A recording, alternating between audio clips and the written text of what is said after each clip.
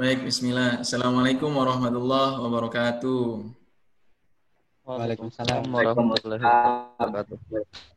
Terima kasih kepada rekan-rekan mahasiswa, calon mahasiswa yang telah berkumpul di acara siang hari ini yang bertemakan dengan mengenal identitas diri sebagai fondasi mahasiswa dalam perkuliahan yang akan diisi oleh Bapak Nuri Lukman Prasidi, Sarjana Psikologi.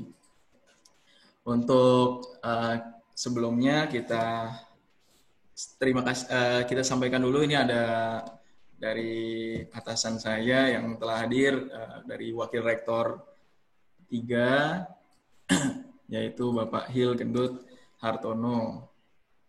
Saya bacakan dulu CV-nya dari Mas Lukman.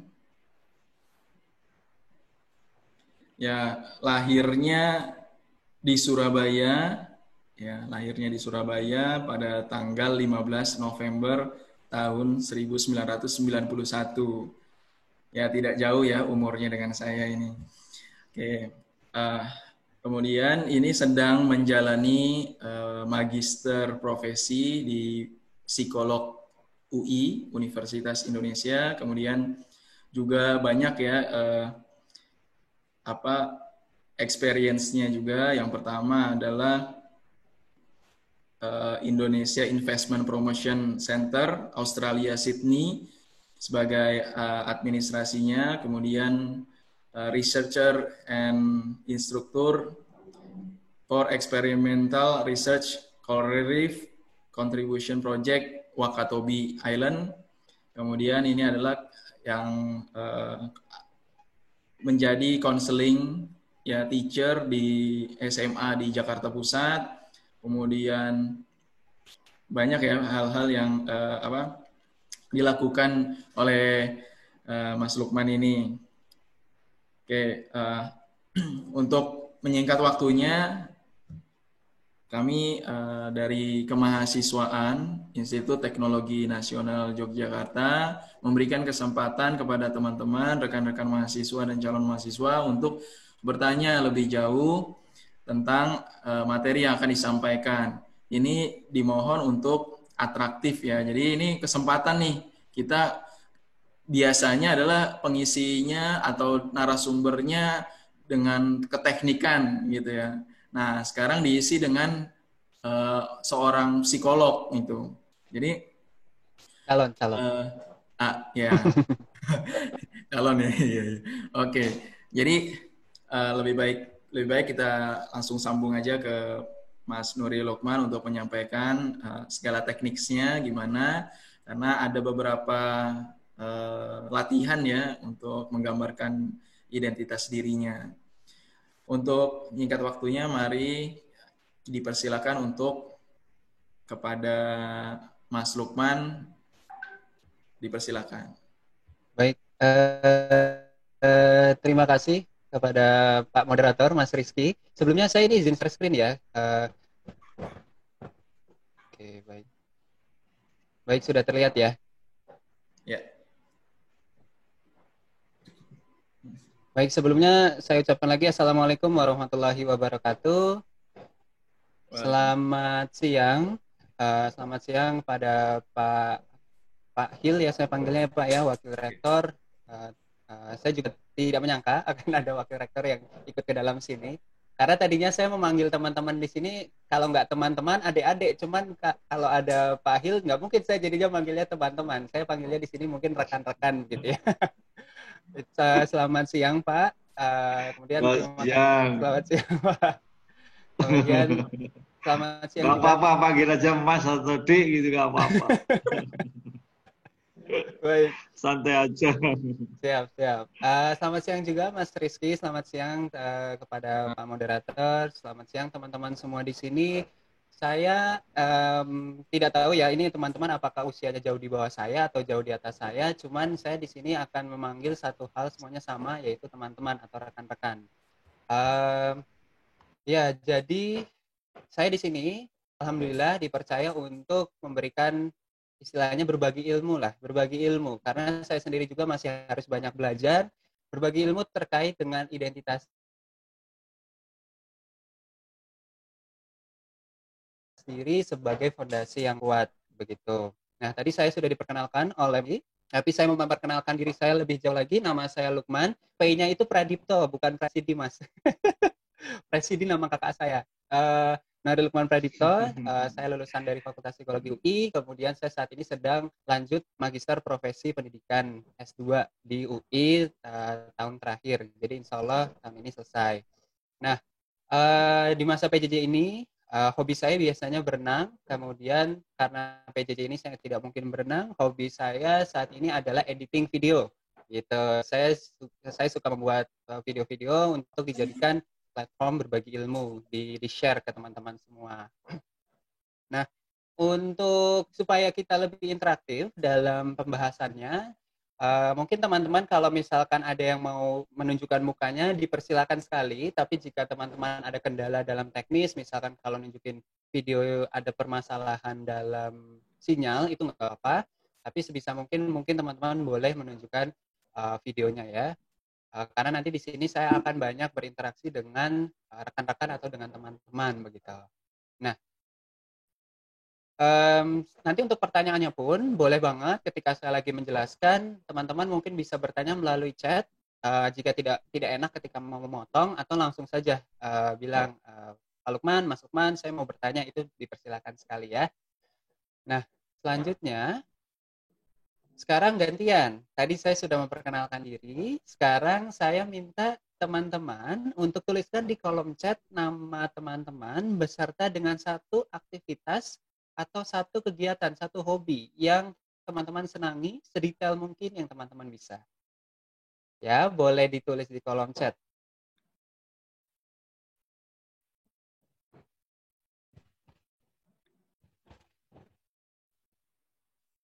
Dari nama dulu, misalkan seperti saya.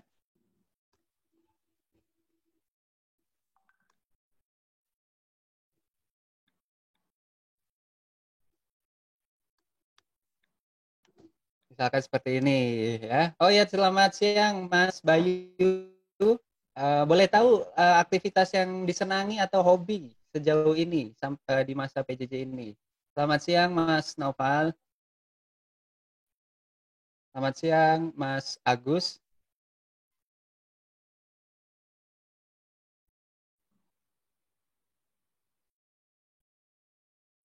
Oh iya, nanti dalam materi saya ini akan ada beberapa kali di mana teman-teman saya minta untuk menulis hal-hal tertentu gitu. Jadi mungkin bisa dipersiapkan notepad, kalau menggunakan laptop pakai notepad, atau kalau ada kertas di sekitar teman-teman boleh banget pakai kertas begitu ya.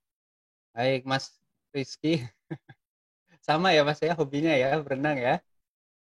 Tapi di masa pandemi gini jangan ya, karena virus paling cepat menyebar melalui kalau berenang juga mudah. Oke, selamat siang Ibu Mbak Sinta. Senangnya membaca novel. Baik. Selamat siang Mas Rio. Hobinya naik sepeda. Baik. Apakah di sini sudah menuliskan semuanya? Selamat siang Mas Ikhwan, Mas Surya. Hobi memancing ikan. Wah, ini harus sabar banget nih. Kalau mau mancing ikan, saya nggak bisa banget mancing ikan. Udah nggak sabar duluan nunggu ikannya datang. Kalau masak nggak apa-apa deh, kalau makan nggak apa-apa deh, itu saya mau. Tapi kalau mancingnya saya serahin sama Mas Ikhwan ya. Oke, Mas Surya hobi futsal ya. Selamat siang Mbak Fitri, hobi voli. Selamat siang Mas Rahmat. Sama ya, kegemarannya editing, tapi desain logo nanti saya minta tolong sama Mas Rahmat. Oke, selamat siang Mas Naufal. Ini lebih detail Mas Naufal. Hobi memelihara ikan, tapi ikannya ikan predator. Jadi kalau ikan makan rumput, Mas Naufal ini nggak mau melihara nih kayaknya. Oke, selamat siang Mas Ali. Hobi berenang juga, hiking dan sepeda. Lebih banyak kegiatan olahraganya. Selamat siang Mas Diki, memancing juga. Wah, kayaknya ini mahasiswa-mahasiswanya walaupun teknik, artistik semua nih kayaknya Mas Rizky ya. Hobinya ada yang memancing, kemudian editing, menari, baca novel. Kemudian Mas Anas, nah ini kelihatan sekali tekniknya custom motor. Ya. Selamat siang Mas Anas. Selamat siang, Mas. Mohon maaf, Mas apa Mbak? Karena saya ngelihat Mas Redondo, tapi kalau Asprila saya kira Mbak ya. Jadi mohon maaf. Selamat siang, Mas atau Mbak Redondo. Ya, hobinya Mas, naik Mas gunung ya. Redondo. Mas Redondo ya. Baik, selamat siang Mas Redondo. Hobinya naik gunung. Baik. Nah, ini apa sih tujuannya? Kenapa saya ingin menanyakan kepada teman-teman terkait dengan hal ini? Teman-teman sudah menuliskan satu hal mengenai diri teman-teman, yaitu tentang hobi. Itu adalah konsep diri teman-teman. Masih banyak hal lain yang sebenarnya teman-teman bisa gali, tapi ini satu Ya, hal saya uh, tanyakan kepada teman-teman, yaitu ya, tentang monggo. aktivitas diri. Ya, selamat siang Mbak Okta, hobinya juga volley ya. Kayaknya tadi satu tim dengan Mbak siapa tadi yang di atas yang juga hobi volley itu. Ini. Baik, saya lanjutkan. Nah, apa yang kita bahas hari ini adalah tentang konsep diri atau pencarian jati Ya, diri. Apa sih konsep diri itu? Konsep diri kalau menurut salah satu psikolog yang sangat katanya ada terkenal, dua bahkan dari mahasiswa. kami pun dari Fakultas Psikologi nggak ada Kamu yang nggak tidak mengenal jalan. orang ini. Oh, kamu Namanya adalah dulu Carl jalan di situ. Rogers. Beliau Jadi mengatakan kamu bahwa pulang konsep ini. diri adalah persepsi. Persepsi seseorang terhadap dirinya sendiri. Itu bisa jadi akurat, bisa Ya, jadi nggak akurat. di itu Jadi lah. menggambarkan tentang diri Sampai sendiri. Itu adalah di konsep grup nggak diri. ada masalah Gitu denganku. ya. Malah dia udah kalau Sebelum kita lanjutkan, kita perlu mengetahui mengapa sih kita perlu tahu konsep diri kita, apa sih esensi dari mengetahui konsep diri, terutama bagi teman-teman yang sekarang sudah menjadi mahasiswa ya. Kenapa sih kita perlu banget untuk tahu siapa diri kita? Ada dua hal. Yang pertama adalah untuk menjawab keresahan akan pertanyaan-pertanyaan yang muncul. Pertanyaan-pertanyaan yang muncul secara terus-menerus. Kalau berdasarkan tahapan perkembangan, teman-teman yang sudah memasuki masa mahasiswa itu sebenarnya wajar ketika banyak pertanyaan-pertanyaan yang muncul di dalam pikiran. Siapa sih saya? Apa sih kelebihan saya? Apa sih yang membedakan saya dengan teman-teman saya yang lain? Kenapa sih saya harus begini? Kenapa sih saya harus begitu? Bagaimana caranya? Pertanyaan itu muncul ketika teman-teman masuk remaja dan lanjut hingga sampai sekarang mahasiswa. Jangan khawatir, itu adalah sesuatu yang wajar. Karena kalau menurut Erikson atau salah satu psikolog yang lain mengatakan proses perkembangan dalam remaja sampai ke dalam dewasa muda itu adalah masa-masa di mana teman-teman pencarian identitas diri. Dan selama teman-teman mencari proses pencarian identitas diri itu menandakan pertumbuhan yang sehat. Berbeda jika teman-teman sama sekali tidak mencari jati dirinya teman-teman itu siapa. Itu yang nggak sehat. Yang sehat adalah mempertanyakan siapa diri saya. Jadi dengan mengetahui konsep diri kita, itu bisa menjawab keresahan akan pertanyaan-pertanyaan yang muncul secara terus-menerus di pikiran kita. Begitu. Kemudian yang kedua adalah membantu diri atau membantu teman-teman sekalian dalam menyelesaikan masalah-masalah yang semakin sulit. Saya anggap di sini semuanya adalah teman-teman mahasiswa ya. Mungkin ada teman-teman SMA yang baru mau masuk menjadi mahasiswa, ataupun mungkin ada beberapa teman yang mahasiswa akhir. Tapi jangan salah, proses pencarian jati diri itu selalu terjadi. Begitu. Bahkan sampai dewasa pun proses pencarian jati diri masih berlanjut. Cuman ada baiknya ketika itu sudah dimulai dari ketika teman-teman remaja. Gitu. Yang kedua ini membantu diri dalam menyelesaikan masalah. Masalah-masalah apa sih yang dihadapi oleh mahasiswa? Nah, masalah-masalah apa saja itu ada ini. Ini adalah yang saya rangkum dari jurnal ataupun dari fenomena-fenomena yang saya lihat dari sekitar saya.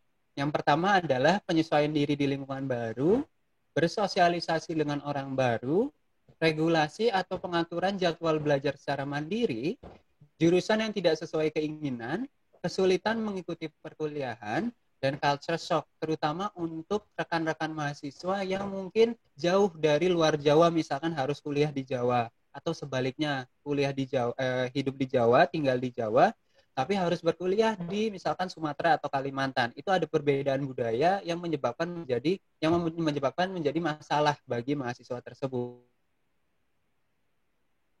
Kenapa identitas diri itu penting? Karena dengan mengetahui siapa diri kita, itu bisa menjadi perisai buat kita. Begitu. Perisainya seperti apa? Ketika kita mengetahui cara belajar kita seperti apa, itu bisa membantu kita dalam mengatur jadwal belajar kita.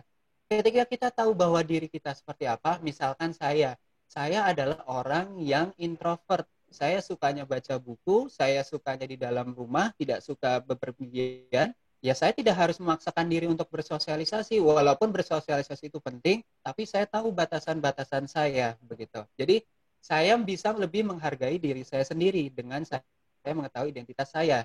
Menyesuaikan diri di lingkungan baru. Oh ya, saya tahu bahwa gaya belajar saya adalah seperti ini, maka ya saya menyesuaikan diri dengan lingkungan baru dengan cara saya begitu. Nah, kemudian ada jurusan tidak sesuai keinginan, biasanya ini terjadi pada mahasiswa baru yang memasuki perkuliahan karena satu, mengikuti teman-temannya, bukan karena pencarian informasi yang detail dari dirinya sendiri. Kedua, karena tidak tahu arahnya mau kemana. Jadi ya udah deh, ikut aja, nanti tinggal jalanin aja. Tidak masalah kalau misalkan selama prosesnya ternyata dia memang senang, tapi akan menjadi masalah ketika dalam prosesnya ternyata ini nggak sesuai banget dengan diri saya gitu.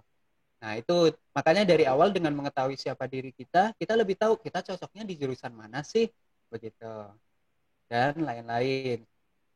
Kita lanjutkan ya. Nah sekarang saya minta tolong sama teman-teman di sini semua, ya, teman-teman yang mengerjakan yang nonton lewat laptop boleh buka notepad di laptopnya atau gunakan kertas yang ada di dekat kalian. Dalam waktu 1 menit, tuliskan sebanyak-banyaknya apapun tentang diri kalian dalam waktu 1 menit. Ya, oke, bisa dimulai ya. Dibuka dulu notepadnya. Kalau sudah dibuka, silahkan dimulai. Coba ditulis tentang diri teman-teman apapun, bebas.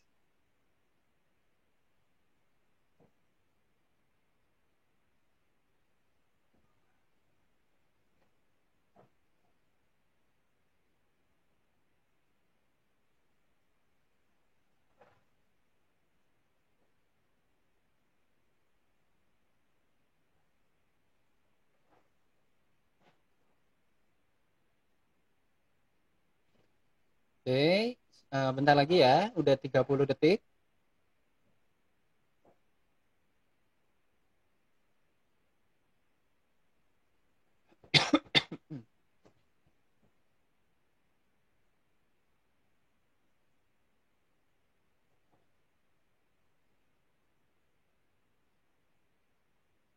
Oke, baik, sudah 1 menit ya. Nah, sekarang saya mau tanya sama teman-teman, sebelum kita lanjut, boleh tulis di kolom chat ataupun menunjukkan video dan berbicara. Berapa banyak teman-teman yang bisa menuliskan 3 hal tentang diri teman-teman? Boleh pakai apa sih kalau di Zoom tuh ada kayak clap atau tanda wave seperti itu. Siapa yang bisa menuliskan 3 hal tentang diri teman-teman?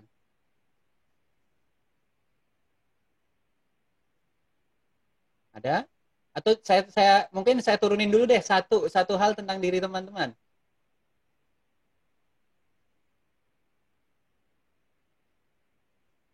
Oke, ada.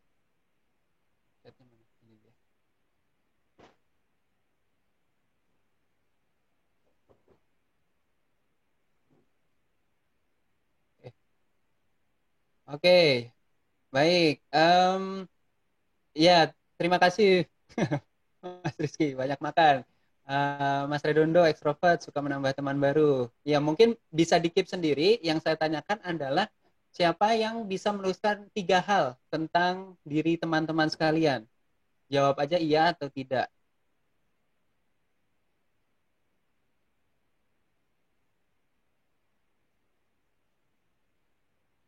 Oke, ada yang bisa menuliskan 3 hal?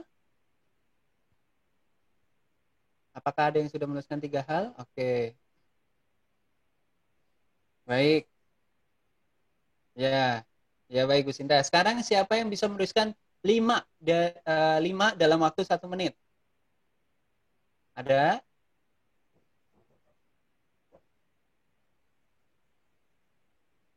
Oke, sepertinya nggak ada ya. Berarti di bawah 5 nih yang bisa menuliskan 5 hal tentang diri dalam waktu 1 menit. Oh, ada, baik.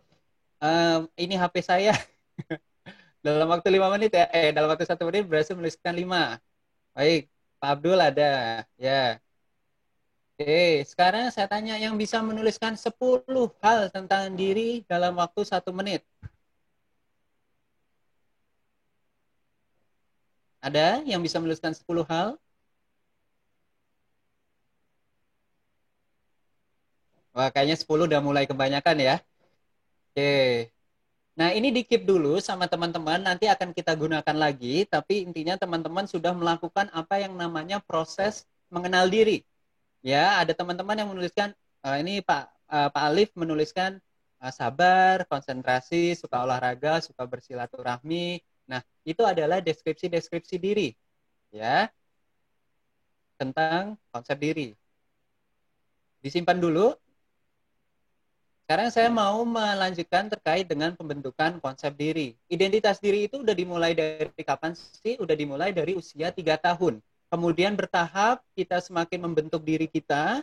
Namun identitas diri ini seiring bertambahnya usia berubah-ubah. Berubah-ubahnya seperti apa? Kalau di usia 3 tahun, identitas diri yang kita bawa ke diri kita masih sifatnya kategori-kategori. Misalkan, saya laki-laki, saya saya pakai baju putih, saya berkulit coklat, seperti itu. Lama-lama di usia 5 sampai 7 tahun itu teman-teman apa namanya? Mulai bisa memasukkan keahlian. Saya jago berlari, tapi sifatnya masih hitam atau putih. Saya jago berlari atau saya tidak jago berlari. Kemudian nanti di usia remaja, teman-teman mulai lebih ahli lagi dalam identitas diri. Saya jago berlari, tetapi larinya lari sprint, bukan lari maraton. Lari maraton mah saya nggak jago. Saya tidak ahli karena itu lelah. Stamina saya tidak bagus. Jadi udah mulai memasuki area abu-abu. Konsep diri yang sekarang terbentuk pada teman-teman itu biasanya areanya abu-abu. Dan itu wajar. Jadi ada teman-teman ahli dalam sesuatu, namun tidak ahli dalam hal yang lain. Ya, sekarang teman-teman lihat lagi di penulisan tadi, identitas diri, apakah teman-teman sudah menuliskan sedetail itu? Atau masih menuliskan, ya saya seperti ini, saya suka baca buku. Nah, perlu didetailin. Kalau mau mengenal identitas diri lebih jauh, saya membaca buku, buku apa?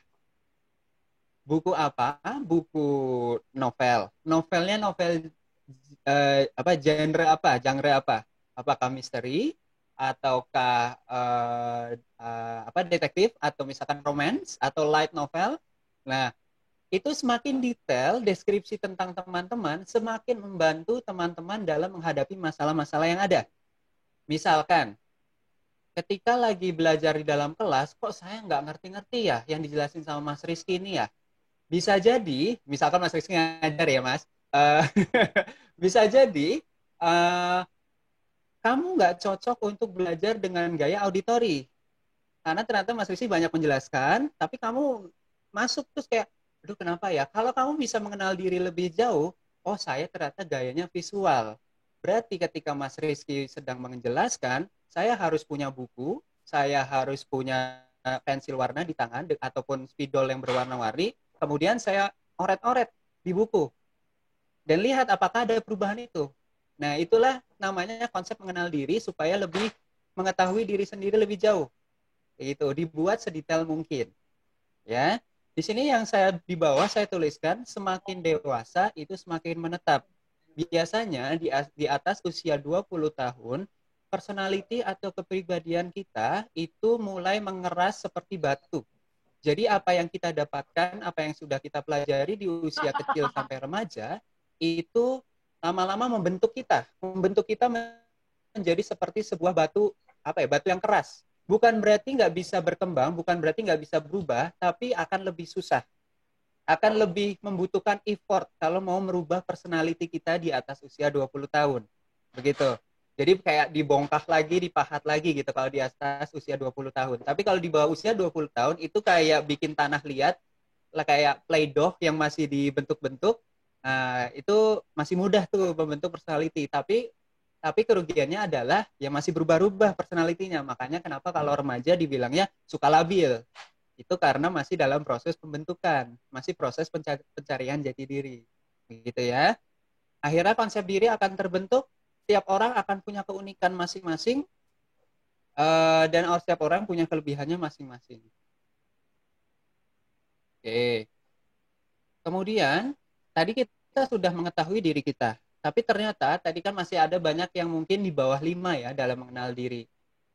Lebih baik, bukan lebih baik, tapi dalam waktu 1 menit, eh, teman-teman yang sudah bisa menuliskan 20 hal, itu biasanya berarti sudah menunjukkan pengetahuan tentang diri yang baik. Tapi kalau misalnya masih 3, masih 4, masih 5, oh berarti teman-teman pasti perlu nih pencarian jati dirinya seperti apa. Begitu. Nah, cara mengenal diri yang lebih baik itu ada 2. Simple, mudah, dan bisa dilakukan oleh teman-teman. Yang pertama adalah refleksi diri.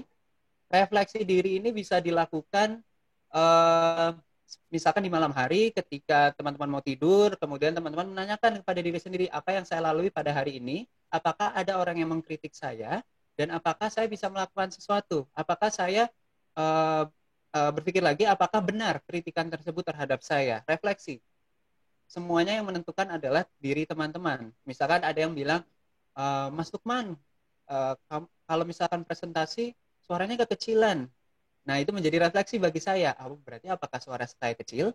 Apakah uh, apakah saya memang kalau bersuara tipikal orang yang suara keluarnya volumenya rendah? Atau misalkan ternyata mic-nya terlalu jauh. Nah, itu bisa menjadi esensi pengenalan diri saya. Kalau ternyata saya memang suaranya pada dasarnya adalah orang yang bersuara kecil, oh berarti saya bisa mengembangkan diri saya.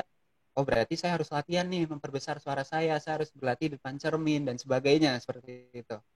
Kemudian yang kedua, ini yang biasanya bukan jarang, lebih jarang dibandingkan yang pertama, refleksi diri, yaitu yang bertanya kepada orang lain.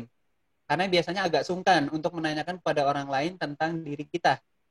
Sekarang saya mau tanya sama teman-teman di sini, apakah teman-teman pernah menanyakan kepada teman yang lain, bertanya seperti ini, misalkan, Rahmat, misalkan nama temannya adalah Rahmat ya, saya mohon maaf kalau di sini ada yang namanya Rahmat, tidak bermaksud, oh ada ternyata, Lukman gitu misalkan, Lukman, uh, Lukman, aku mau tanya dong, aku tuh orangnya kayak gimana sih? Nah, pernah nggak bertanya seperti itu kepada teman-teman? Kenapa? Karena itu juga proses pencarian jati diri. Karena ada suatu hal yang tidak bisa dilihat oleh kita sendiri, tapi bisa dilihat oleh orang lain. Itulah yang akan kita bahas di slide berikutnya. Tentang Johari Window. Johari Window ini istilah, Johari itu singkatan dari pembuatnya, yaitu Joseph Luft dan Harry Ingram. Digabung Johari. Ini dibuat tahun 1955. Ini menunjukkan dimensi atau window-window terkait dengan pencarian jati diri. Teman-teman bisa lihat ada angka 1, angka 2, angka 3, dan angka 4. Angka 1 ini, kenapa namanya open? Karena kepribadian yang kita miliki atau sifat yang kita miliki itu diketahui oleh orang lain dan juga diketahui oleh diri saya. Misalkan contohnya, teman-teman saya yang di psikologi yang berkuliah dengan saya tahu bahwa saya sedang mengikuti magister profesi pendidikan dan saya pun juga demikian, saya tahu begitu. Saya juga teman-teman saya tahu kalau saya orangnya introvert, saya juga tahu saya adalah orang yang introvert. Jadi sama-sama tahu antara diri kita dengan orang lain. Ini adalah area yang open, area 1. Kemudian area yang kedua adalah area blind spot. Orang lain tahu, tapi saya sendiri nggak tahu. Ya, saya ulangi lagi, orang lain tahu, tapi saya sendiri nggak tahu. Ini adalah blind spot. Ya, misalkan selama ini kalau saya berbicara suara saya keras sekali, tapi saya tidak menyadari bahwa suara saya keras sampai ada orang yang mengatakan kepada saya, Lukman, kecilin dong suaranya, itu suaramu keras sekali mengganggu telinga. Nah, akhirnya itu menjadi area open karena tadinya saya nggak tahu, tapi orang lain tahu. Ketika saya dikritik seperti itu dan saya mau menerima, akhirnya masuk ke area open. Orang lain tahu, saya juga tahu. Seperti itu. Kemudian yang ketiga adalah hidden. Saya tahu, tapi orang lain nggak tahu. Ini adalah area rahasia milik pribadi. Gitu. Jadi hanya Anda sendiri, hanya teman-teman sendiri yang tahu tentang diri teman-teman. Misalkan, ini contoh saja, kalau misalkan saya kampus saya terlihat seperti ini. Saya bisa berbicara di depan muka umum, tapi kalau di rumah saya tidur pakai boneka teddy bear. Saya peluk bonekanya. Itu hanya saya aja yang tahu. Ini contoh. Itu hanya contoh. Ini misalkan itu saya doang yang tahu dan saya tidak memberitahu siapapun. Teman saya nggak ada yang tahu bahwa saya kalau tidur setiap malam harus sambil meluk boneka. Gitu. Itu adalah area hidden. Nah, kalau area unknown itu area misterius. Ini area yang memang belum diketahui. Ini bisa jadi terjadi di masa depan atau memang belum keluar. Not known to others, orang lain nggak tahu, tapi diri sendiri pun juga nggak tahu. Gitu ya teman-teman. Sekarang saya mau tanya sama teman-teman. Teman-teman di sini kan ada, kalau di Zoom itu ada pilihan annotate. Teman-teman bisa nge-scribble atau nyoret-nyoret menggunakan annotate. Ada pilihannya di situ ya, annotate ya. Ada ya? Mas Rizky ada kan ya? Nah, teman-teman, sekarang saya tanya, area mana yang sebaiknya dibuka ketika kita ingin mengenal diri sendiri lebih baik? Apakah area 1, apakah area 2, atau 3, atau 4? Boleh dilingkari, boleh diurak-urak di bagian window-nya, di bagian areanya. Yuk, silakan. Pertanyaannya saya ulangi lagi, area mana yang seharusnya dikembangkan ketika kita ingin mengenal diri kita sendiri? 1, 2, 3, atau 4? Oke, ada yang menjawab di area 2. Terima kasih. Ada lagi yang lain? Hidden, Mas, hidden. Hidden ya, area 3. Oke. Baik. Ada lagi yang mau coba menjawab? 2 dan 3. 2 dan 3. Baik. Oke, area yang harus diperbesar area 2 dan 3 ya. Oke. Ya. Wah, semangat sekali nih urak-uraknya. Oke. Ada lagi yang mau mencoba menjawab?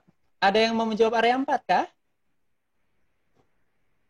Oke, area 3 ya. Area 3 kebanyakan area 3, tapi ada juga yang menjawab area 2. Baik.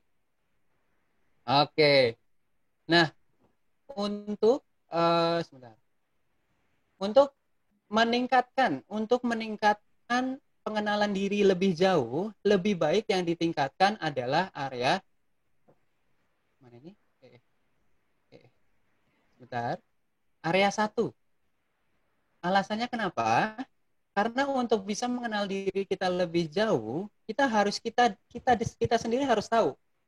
Harus known to self. Jangan sampai not known to self-nya areanya malah diperbesar.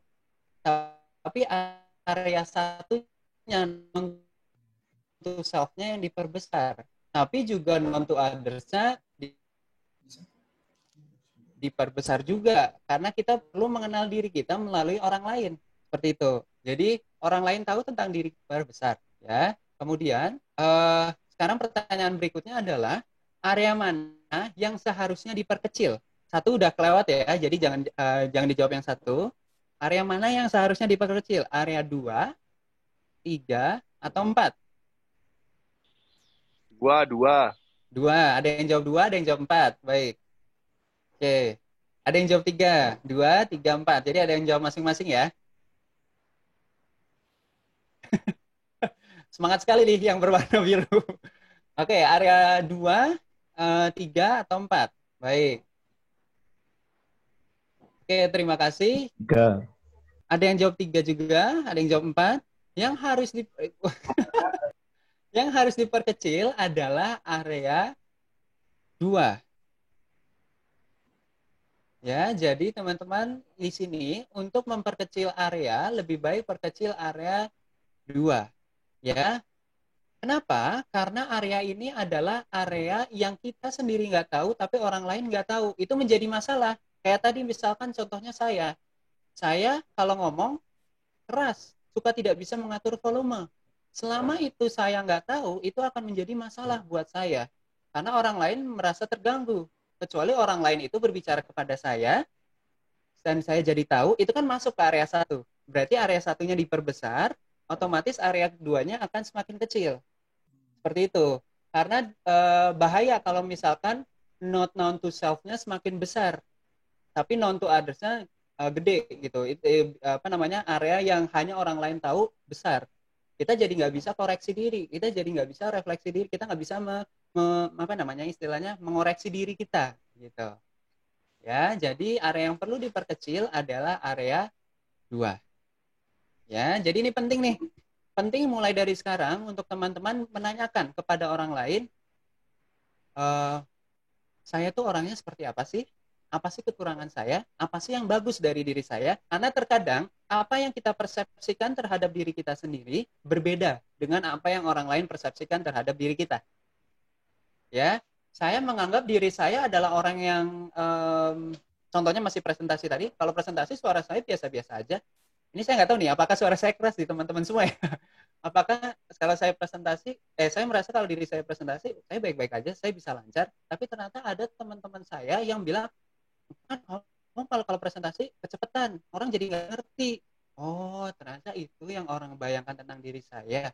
Berarti saya perkecil area itu, area yang blind spot, saya perbesar dengan cara, oke,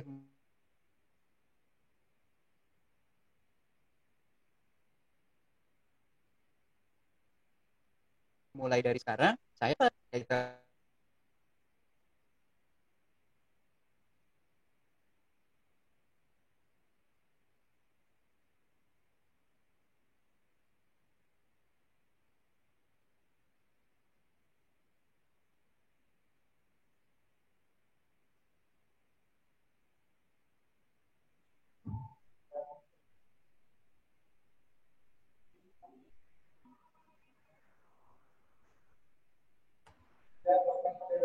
Sebentar, halo lo, Lukman. Oke.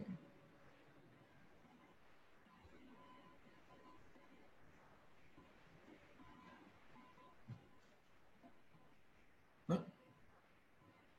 Kok? Oh,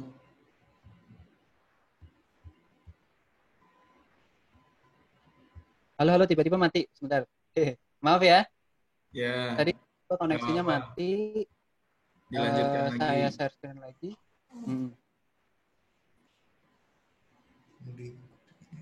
Baik, saya lanjutkan ya. Nah, kita udah tahu, kita sudah mengenal diri kita, itu adalah deskripsi diri kita secara netral. Tapi diri kita juga memiliki sosok yang ideal buat diri kita sendiri, namanya ideal self.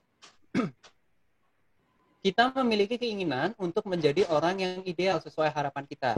Misalkan untuk teman-teman tadi yang suka apa namanya? Misalkan contohnya, saya main piano.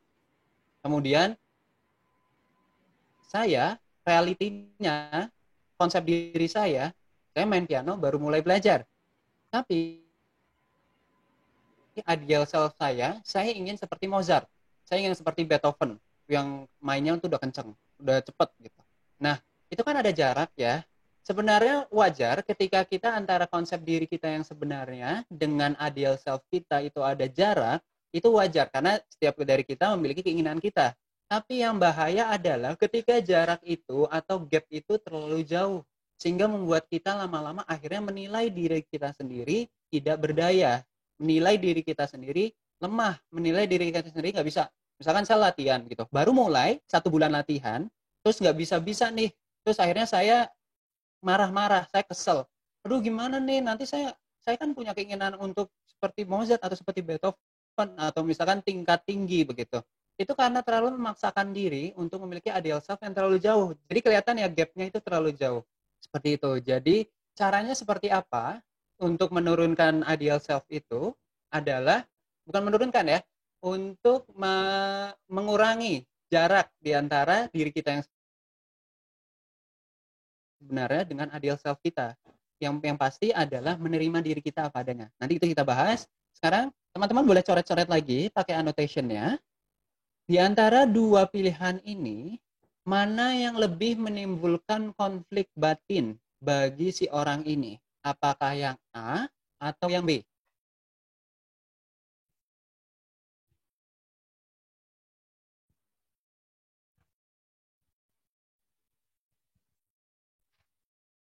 Boleh pakai annotation-nya, teman-teman? Mungkin dijelasin dulu ideal tuh kayak gimana, real tuh seperti apa. Oke.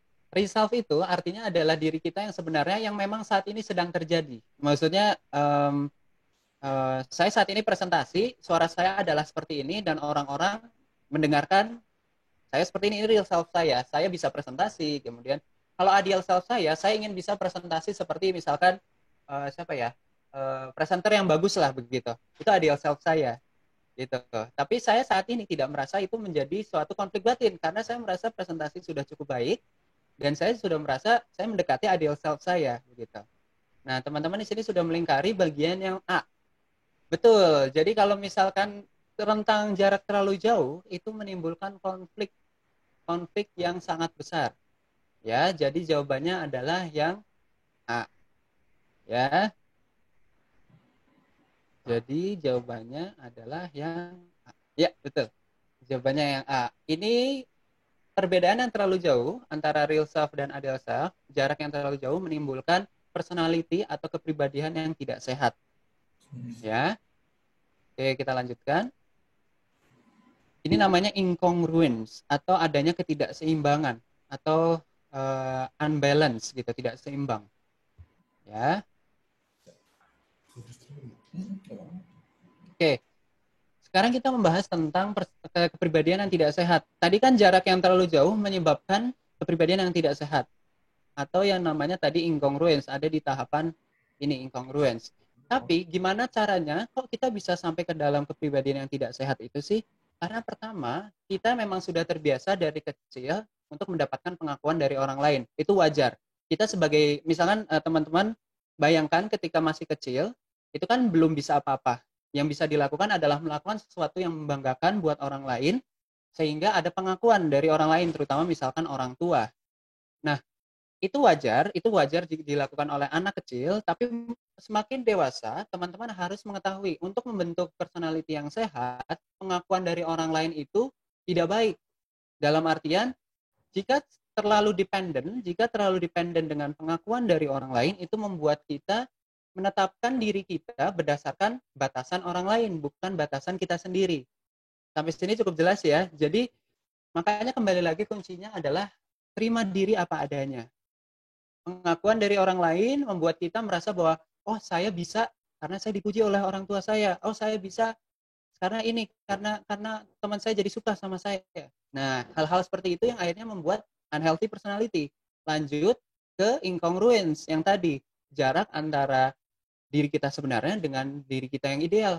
Kenapa? Karena orang lain pasti menuntut kita untuk melakukan yang lebih baik daripada diri kita gitu. Jadi ada jaraknya itu membuat kita kayak memaksakan diri dan akhirnya lelah batin. Kemudian yang terjadi adalah defensif, kemudian bisa jadi denial, bisa jadi denial itu maksudnya menolak gitu ya, menolak. Jadi kayak ini mah bukan salah saya, itu mah salah dia, akhirnya malah blaming ke other gitu, denial bahwa dirinya itu tidak mampu begitu. Dan yang terakhir adalah disorganisasi. Disorganisasi ini udah tahapan di mana teman-teman kebingungan siapa dirinya. Itu kebingungan siapa sih saya, akhirnya harus membutuhkan bantuan psikolog. Kalau teman-teman yang masih mengikuti Zoom ini, masih mengikuti seminar ini, biasanya kemungkinan baru sampai pada tahapan defensif begitu. Untuk unhealthy personality. Ketika sudah masuk disorganisasi, itu biasanya sudah membutuhkan bantuan ahli yang lebih lanjut. Seperti itu. Nah, tadi kita sudah membahas tentang diri kita sendiri. Kita sudah membahas tentang ideal self, sosok kita yang idealnya seperti apa. Itu semuanya sifatnya masih netral. Tetapi, ketika kita sudah memberikan penilaian terhadap diri kita sendiri, itu yang namanya adalah self-esteem. Misalkan, saya bisa main piano, itu masih netral. Tapi kalau udah masuk ke self-esteem, saya bisa main piano, jadi saya bangga terhadap diri saya sendiri. Itu udah self-esteem. Itu self-esteem yang positif. Penilaian terhadap diri kita yang positif. Karena self-esteem ini bisa negatif, bisa positif. Sekarang teman-teman lihat lagi tulisan yang teman-teman tadi tulis di awal. 1 menit tadi yang teman-teman tuliskan deskripsi tentang diri teman-teman, apakah ada yang sifatnya negatif dan apakah ada yang sifatnya positif? Dihitung jumlahnya. Jika teman-teman menuliskan banyak hal yang positif, berarti teman-teman selamat, sudah menandakan teman-teman mengarah kepada self esteem yang positif. Tapi ketika teman-teman masih menuliskan banyak yang negatif, nah berarti yuk perlu dikembangkan lagi nih. Berarti teman-teman memiliki self esteem yang negatif atau low self esteem yang rendah gitu. Penerimaan terhadap kondisi diri, saya ulangi lagi, ini menjadi kunci penting untuk kita bisa mengetahui identitas diri dan memiliki self esteem yang baik. Penerimaan terhadap kondisi diri merupakan kunci agar bisa membangun self esteem yang positif. Stop blaming to ourselves, stop blaming others, tapi mulai yuk lihat diri sendiri kita itu seperti apa, biar kita tahu, oh saya kurangnya di sini, saya lebihnya di sini, saya kurang di sini bukan berarti saya tidak bisa apa-apa. Jadi penerimaan terhadap diri sendiri itu bisa membentuk self esteem atau penilaian yang positif gitu. Jadi kayak seberharganya kita itu self esteem. Our value to ourselves gitu. Nilai yang kita berikan kepada diri kita sendiri gitu ya. Jadi ini penting kepada teman-teman semua. Nah, sekarang kita akan latihan lagi, exercise your mind. Sekarang saya minta teman-teman bayangkan 3 sampai 4 kelemahan atau kekurangan pribadi kalian. Dibayangkan saja, tidak usah beritahu saya.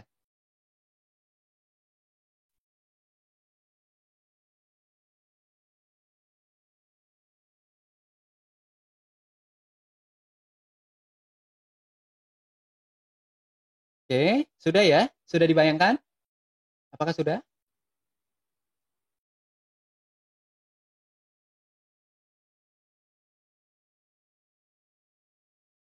Oke, bayangkan 3 sampai 4 kelemahan atau kekurangan dari teman-teman. Dari kelemahan pribadi kalian dibayangkan saja. Selanjutnya, sekarang ada 2 pertanyaan. Jawab iya atau tidak dalam pikiran teman-teman saja. Pertanyaan pertama adalah, apakah kelemahan yang saya bayangkan menunjukkan bahwa diri saya ini tidak berharga atau tidak bisa apa-apa? Jawab iya atau tidak. Sudah? Oke. Sekarang pertanyaan kedua. Apakah saya bisa melakukan sesuatu agar kelemahan yang saya miliki dapat dikurangi sedikit demi sedikit? Ini kelemahan yang sifatnya psikologis ya, bukan kelemahan yang sifatnya fisik. Yang kelemahan yang sifatnya adalah sifat atau kemampuan, begitu. Baik, kalau teman-teman sudah menjawab 2 hal ini, kalau teman-teman menjawab yang pertama adalah tidak, dan kedua adalah iya, selamat. Teman-teman menunjukkan healthy self-acceptance, penerimaan diri yang bagus. Karena teman-teman tahu bahwa kelemahan-kelemahan ini tidak menunjukkan tidak menunjukkan saya tidak berharga, begitu. Tapi teman-teman tahu bahwa ini bisa saya ubah, bisa saya modif sehingga kelemahannya bisa berkurang sedikit demi sedikit. Tetapi jika jawabannya adalah kebalikannya, yang pertama adalah iya dan yang kedua adalah tidak, itu berarti menunjukkan unhealthy atau penerimaan diri yang masih belum positif, penerimaan diri yang negatif. Ya. Begitu ya. Jadi refleksi diri ini salah satu latihan buat teman-teman. Teman-teman yang menjawab sendiri, bayangkan kemudian apakah teman-teman sudah healthy self acceptance, penerimaan diri yang sehat atau penerimaan diri yang tidak sehat. Oke, yang sehat adalah ketika yang pertama itu tidak, yang kedua itu iya. Oke. Sekarang kita lanjut yang kedua. Bayangkan ada sebuah mangkok. Ya. Kemudian dalam mangkok itu ada buah-buah yang segar dan pasti bersih, terjamin kebersihannya karena baru kemarin kalian cuci. Ada pisang, mungkin pisang nggak perlu dicuci ya, tapi ada buah yang segar gitu. Ada anggur, ada apel hijau, ada mangga, gitu. Kemudian di dalam situ ternyata lupa kalian cek, ternyata di situ ada apel yang sudah digerogoti oleh ulat. Jadi lubangnya kecil gitu, terus ada ulat yang keluar. Nah, yang teman-teman lakukan, apakah satu, membuang apelnya saja, dua, membuang seluruh isi mangkok tersebut? Ini boleh ditulis di chat ya, menurut teman-teman, apakah membuang apelnya saja atau membuang seluruh buahnya? Buang apelnya. Buang apelnya. Iya, terima kasih Mas Zaki. Buang ulatnya saja, Mas. Buang ulatnya saja. Ya, baik. Buang apel saja. Iya, lu anak kos. Buang apelnya saja. Sama seperti kepribadian teman-teman. Di antara sekian banyak kepribadian teman-teman yang baik, ketika ada satu kelemahan, apakah teman-teman berusaha untuk memperbaiki kelemahan tersebut atau membuang semua kelebihan yang teman-teman miliki? Sama analoginya dengan ini. Di antara sekian banyak buah-buah yang segar, hanya ada satu kelemahan, bukan berarti kita generalisir. Wah, saya payah nih, saya ini nih, saya nggak bisa apa-apa. Padahal dalam diri teman-teman banyak hal yang positif. Kembali lagi ke penerimaan diri. Ya, bahwa saya memang, misalkan saya dikritik oleh salah satu teman saya, kalau presentasi nggak jelas.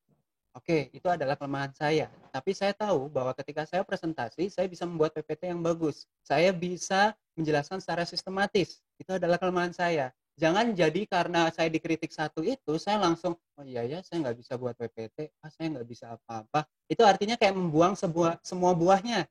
Padahal saya punya kelebihan-kelebihan sendiri saya. Gitu. Ya. Nah, dari semua yang kita dapatkan pada hari ini, bagaimana sih ini bisa membantu kita menempuh jenjang perkuliahan? Dengan mengetahui diri kita seperti apa, teman-teman bisa satu, mengetahui gaya belajar, dua, mengetahui cara menghadapi stres. Kalau saya lagi stres, karena saya juga lagi dalam perkuliahan, magister profesi, itu banyak deadline yang sangat padat, kemudian harus menghadapi klien, kemudian harus konseling, harus bertemu dengan orang tua, tatap muka, dan sebagainya, itu membuat saya stres. Karena ya padat jadwalnya begitu. Yang saya lakukan adalah ketika stres, saya tidur. Biasanya saya tidur 1 jam, saya ngerjain tugas 10 menit, tidur 1 jam. Itu cara saya. Tapi saya tahu diri saya, bahwa ketika saya stres, saya harus tidur. Orang lain mungkin berbeda. Mungkin ada orang lain kalau ketika stres, menyetel lagu instrumen di YouTube. Atau setel lagu yang menyenangkan. Atau mungkin kalau ada yang stres, main game. Dan sebagainya. Setiap orang akan berbeda-beda. Dan itu pentingnya mengetahui identitas diri. Sekarang saya tanya sama teman-teman, apakah teman-teman benar-benar tahu tentang dirinya ketika sedang stres? Gimana cara ngadepinnya? Ya, dan cara itu pun harus diperdetail, harus diperjelas lagi. Oh, saya tidur, saya masih stres ya. Oh, berarti saya harus cari cara lain. Oh, mungkin saya tetap tidur stres karena memang deadline-nya hari ini jam 6 malam. Makanya kalau saya tidur itu malah membuat saya makin stres karena jadwalnya semakin sempit. Nah, yang bisa saya lakukan adalah, oh mungkin saya tarik nafas dulu, saya jalan-jalan sore terlebih dahulu, saya pokoknya distraksi lah dari tugas supaya saya bisa lebih segar nanti ketika kembali ke tugas saya. Nah, setiap orang akan punya alternatif-alternatif pilihan dan itulah pentingnya mengenali identitas diri kita. Ya. Kemudian yang berikutnya adalah mengetahui kecepatan bekerja atau belajar. Saya orangnya deadlineer. Tapi bukan berarti saya mengerjakan semuanya 1 hari sebelum deadline. Saya pasti sudah mematokkan waktu ketika deadline saya misalkan hari ini untuk presentasi kepada teman-teman adalah hari Jumat, saya sudah mengerjakan dari 2 minggu yang lalu. Tapi itu kapasitasnya, persentasenya itu mungkin 5%, 5%. Setiap harinya, saya hari ini mau buat 1 slide aja, besok lagi saya mau buat 1 slide, besok lagi 1 slide. Terus sisa 10 slide-nya baru kemarin. Tapi setidaknya itu membantu saya, karena saya bebannya udah lebih ringan daripada sebelum-sebelumnya. Itu saya tahu kecepatan kerja saya seperti apa. Kemudian yang terakhir yang paling penting, kita bisa menghargai diri kita sendiri lebih baik. Ya, karena tadi kita tahu diri kita seperti apa, we stop blaming to ourselves. Kita berhenti untuk menyalahkan diri kita. Ketika kita dikritik, oh ya udah itu memang kelemahan saya, itu kesalahan saya terima kritikanmu, tapi saya olah dulu begitu. saya juga punya kelebihan-kelebihan saya. Itu dalam pikiran seperti itu. Jadi kita bisa menghargai diri kita karena kita mengenal identitas kita dengan baik. Seperti itu. Nah, Mas Rizky, itu dari saya. Semoga presentasinya cukup membantu ya teman-teman untuk mengenal identitas diri lebih baik. Dan ya, itu aja sih dari saya. Kalau ada pertanyaan, saya kembalikan kepada Mas Moderator, silakan. Oke, thank you. Keren banget. Ya, jadi apa nih? Udah ada tadi ya udah tahu real dan Freestyle. idealnya. Kemudian udah tahu gimana sih kita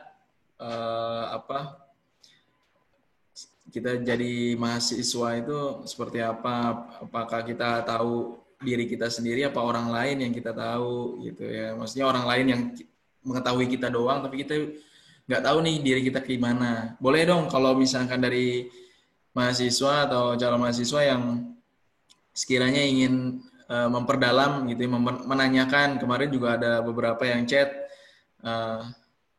mengenai apa, saya mau bertanya banyak. Nah, coba tuh tunjukin tuh ya yang mau bertanya itu.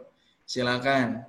Dipersilakan di kolom chat atau dengan reaksi nanti di unmute untuk bicara langsung. Reaksinya angkat tangan gitu. Kayak begini. Ya, reaksinya di sini tepuk tangan ya. Nah, ya seperti gitu ya. Clap.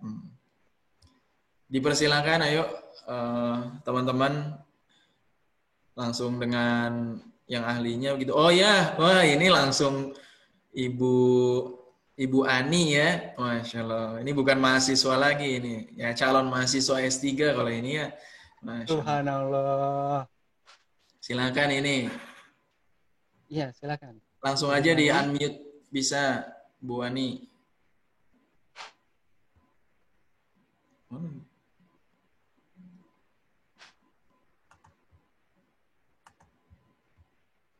Halo Bu Ani. Nah ya silakan Bu Ani. Boleh ditampilkan mukanya juga. Nah. Ya, salam kenal ya Mas. Mas apa Pak ini ya? Pak Nuri Mas. Lukman Ahmad. Ya. Om Lukman. Oh, Om Lukman ya Pak.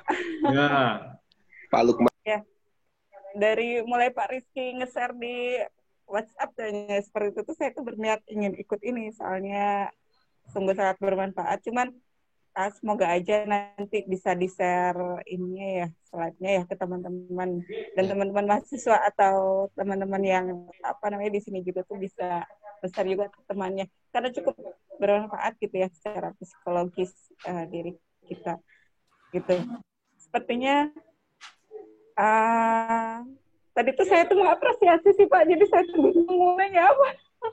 Oh. Iya, terima kasih Bu. Gitu ya. Sebenarnya lebih banyak di ini beri kesempatan ke ini aja, ke mahasiswa atau teman-teman yang lain. Ya. Ya. Ini ada pertanyaan dari chat Mas Rizky. Oh iya. Saya bacain ya berarti ya. Ya. Sebentar. Baik. Ya udah. Udah baca ya? Kira-kira udah. Langsung aja masuk. Nah, jadi pertanyaannya itu kira-kira seperti apa cara agar kita bisa mengendalikan diri di saat kondisi emosi kita yang cukup tinggi ditambah dengan keresahan hati agar bisa tenang diri. Yo. Ya, dipersilakan. Baik. Bismillahirrahmanirrahim. Semoga saya bisa menjawab pertanyaan dari Mas Alif ya. Tapi ini berdasarkan pengalaman dan ilmu yang saya miliki. Untuk bisa mengendalikan diri kita di saat kita lagi emosi, yang pertama kali dilakukan adalah diam dulu. Itu pengalaman dan memang dari teori mengatakan bahwa ketika kita diam terlebih dahulu, itu kita bisa menahan impulsivitas kita untuk bertindak. Biasanya ketika kita lagi emosi, yang membuat kita bertindak itu bukan pikiran kita, tapi emosi kita kan. Sehingga kalau kita diam dulu, kita berusaha untuk melihat bahwa oke, saya lagi marah, saya lagi nggak tenang. Oke, sambil tarik nafas. Oh iya, sama satu lagi tarik nafas. Tarik nafas itu kalau misalkan dipikir itu fungsinya sangat besar. Tarik nafas yang teratur ya, bukan yang gitu, tapi kayak tarik nafas dalam-dalam, kemudian keluarkan secara perlahan, tarik nafas dengan hitungan 4, 7, dan 8. Jadi 4 hitungan tarik nafas, kemudian 7 tahan, kemudian 8 hembuskan.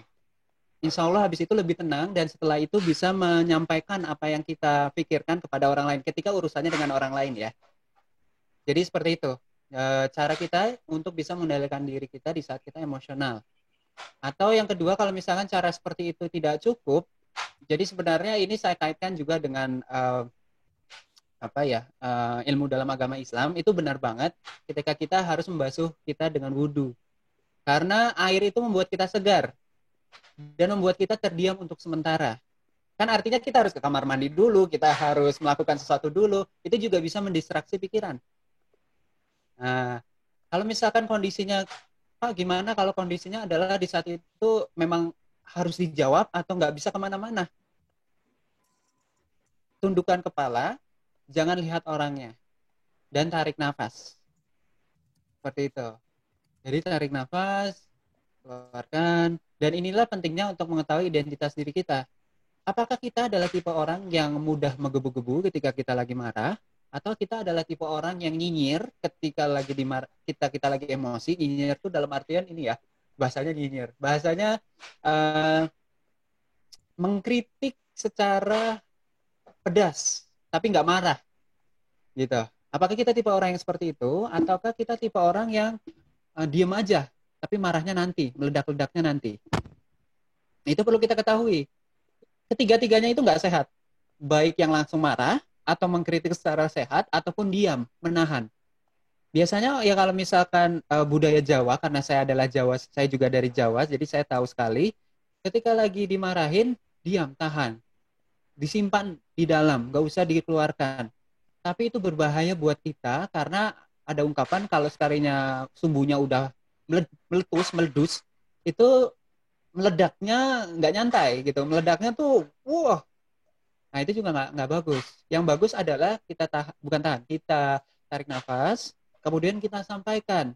Ketika kita merasa emosi lagi, diam dulu, baru sampaikan lagi, kayak gitu. Ada kalanya, misalkan kita memang nggak bisa, Pak, saya nggak bisa seperti itu. Ya udah, cari cara, karena setiap orang itu berbeda, seperti itu.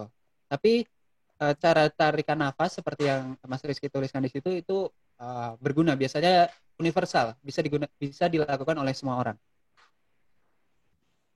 Baik, yang itu sih kalau dari saya, semoga menjawab ya Mas Alif ya.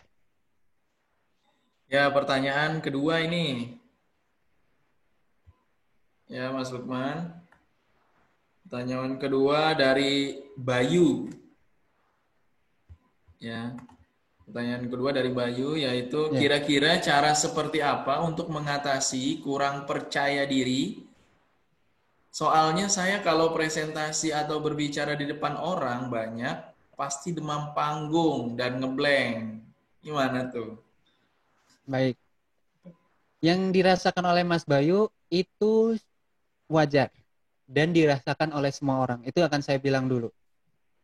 Demam panggung itu sesuatu yang wajar ketika kita akan presentasi di depan. Nervousness atau kecemasan itu pasti ada. Orang yang presentasi sebagus apapun, ketika akan presentasi, mereka akan merasakan ada kecemasan-kecemasan tertentu. Yang bisa dilakukan apa? Ya sebenarnya satu Mas Bayu. Ya udah latihan, dan latihan. Nggak ada cara lain sebenarnya. Latihan. Tapi kalau misalkan latihan nggak spesifik nih, oke, latihan pertama depan cermin. Mungkin ini Mas Bayu udah sering dengar ya, latihan depan cermin. Itu membantu. Karena saya sebelum saya memberikan presentasi ini, saya sendiri masih cemas. Tapi yang saya lakukan adalah saya minta kepada teman psikologi saya, teman-teman tolong dong liatin saya bagaimana saya presentasi. Nanti tolong kasih saya kritikan ya, bagian mana yang saya kurang, bagian mana saya yang udah bagus. Itu saya melakukan itu. Dengan itu saya bisa lebih relax sekarang dengan ngobrol sama Mas Rizky di sini, sama Pak Hil, sama teman-teman semua di sini gitu. Jadi itu latihan, latihan, dan latihan. Tapi kalau misalkan mau secara bertahap, latihan dulu di depan cermin, latihan di lingkaran kecil, tuntaskan dulu itu, tuntaskan kecemasan yang perlahan-lahan lah dari lingkaran kecil dulu. Nanti baru ke lingkaran yang lebih besar. Lingkaran ini maksudnya orang-orang ya, orang-orang yang lebih banyak, dan lebih banyak lagi. Itu sih caranya. Demam panggung atau blank, itu saya juga sering, ya. Apalagi ketika presentasi di hadapan orang yang mungkin lebih ahli daripada saya. Aduh, saya takut bicara nih. Aduh, nanti saya salah bicara nih. Aduh, gitu-gitu. Aduh. Tapi sekali lagi, itu adalah kecemasan yang wajar. Tapi ingat, kecemasan itu adalah sesuatu yang belum terjadi. Beda sama ketakutan. Ketakutan akan ular, ularnya ada di situ. Maka saya takut, itu wajar. Tapi kalau cemas, saya cemas dinilai. Saya takut nanti saya cemas akan dinilai nggak ahli. Tapi itu belum tentu terjadi. Wajar, cemas itu wajar. Jadi latihan, dan terima diri apa adanya. Terima diri bahwa oke, saya masih kurang, jadi saya harus latihan. Gitu. Itu sih yang Mas Bayu ya, semoga menjawab. Kemudian pertanyaan selanjutnya oleh bagaimana ya, ini HP saya ya, nggak tahu ini. Ya ini bagaimana cara mengendalikan diri yang memiliki ego yang sangat tinggi untuk memiliki sesuatu hal, tetapi susah untuk mendapatkannya. Oke, mungkin boleh diperjelas. Ini maksudnya apa? Contoh konkretnya, karena apakah ini maksudnya mendapatkan suatu barang, lagi pengen beli tas itu, tapi harganya terlalu mahal, tapi pengen banget. Takutnya saya salah persepsi. Boleh diperjelas maksudnya apa gitu? Ya, dengan ini HP saya silakan untuk mohon nanti juga harus menuliskan nama yang jelas ya. Oke, ada lagi? Ada yang raise hand, boleh? Silakan. Siapa tahu mendengarkan suara dari kalian ini. Ini saya kayak bicara berdua aja nih sama. Iya. Ayo dong. Terus pengen dong dengan. Ayo. Tadi ada sih beberapa, Mas Zaki juga, kemudian tadi Mas. Coba Mbak Sinta untuk bertanya langsung dengan menggunakan videonya diaktifkan ya. Nggak apa-apa. Kami tidak menakutkan. Mungkin saya menakutkan karena saya di sini terlihat gelap nih, Mas. Oh iya, sih cahaya sebelah sini. Cahayanya dari kanan aja, jadi cuma setengah muka saya yang kelihatan terang. Ayo boleh Mas, Mbak Sinta boleh.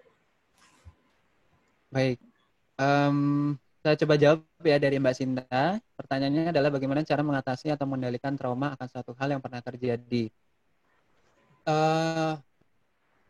Saya tidak tahu traumanya sedalam apa. Kalau yang namanya trauma kan biasanya sangat berkesan, bukan sangat berkesan, istilahnya sangat berdampak ya. Berdampak terlalu kuat sehingga menyebabkan trauma. Yang pertama, acknowledge, jadi akui bahwa trauma itu ada. Jangan menolak bahwa trauma itu ada. Akui bahwa ya saya punya pengalaman tidak enak dan itu menyebabkan saya terluka. Begitu, itu akui dulu. Dan setelah udah bisa selesai diakui, secara perlahan menjadi sesuatu yang wajar ketika kita bukan ketakutan ya, ketika kita cemas menghadapi trauma yang sudah pernah ada. Misalkan orang yang pernah kecelakaan dalam pesawat, kemudian nggak mau lagi naik pesawat, dan itu sangat susah untuk dihilangkan. Itu wajar, karena ya dia pasti akan terbayang-bayang kembali kecelakaan tersebut. Ini contoh aja ya, biar lebih konkret begitu. Yang bisa dilakukan adalah, kalau memang mau berubah, mindsetkan dulu, oke, saya mau berubah. Saya mau nggak takut lagi naik pesawat. Tapi nggak bisa dong langsung naik pesawat. Ada tekniknya. Nggak mungkin langsung dicemplungin. Perlahan-lahan. Mungkin naik, ini beneran tapi ya, misalkan naik pesawat yang ada di Dufan. pesawat yang apa sih, yang mainan kayak gitu, itu kan juga terbang-terbang tuh. Tapi kan masih kelihatan dan masih tahu bahwa itu hanya mainan. Dilihat dari itu, apakah masih tegang atau ternyata udah bisa lebih rileks. Oke, jika bisa, lanjut lagi, lanjut lagi ke tahapan-tahapan yang berikutnya. Sama, kalau misalkan ini adalah emosi, traumanya adalah trauma emosional, trauma yang uh, bukan sifatnya kecelakaan, itu juga sama, akui dulu bahwa punya trauma itu, kemudian yakinkan diri bahwa itu adalah kejadian satu kali, bukan kejadian yang akan terjadi berulang kali kepada diri saya. Begitu. Kemudian ketika menghadapi kecemasan itu, ya udah tenangkan diri terlebih dahulu, tarik nafas. Jika tidak bisa, pergi aja dari tempat itu. Pergi aja dari, maksudnya bukan, maksudnya kayak menjauh dari tempat itu dulu, menjauh dari tempat yang menyebabkan trauma. Itu ada sesuatu yang wajar ya, bukan berarti lari, tapi kita sebagai manusia berhak untuk memilih mana kondisi yang membuat kita sehat, well-being kita, sehat secara psikologis kita. Oke, ada lagi Itu dari saya. yang lain? Dari Mas Hafid. Ya, bagaimana cara mengingat materi atau mempelajari materi baru agar materi tersebut dapat diingat selamanya? Nah, gimana itu? Oke, sama-sama Bu Sinta, Mbak Sinta.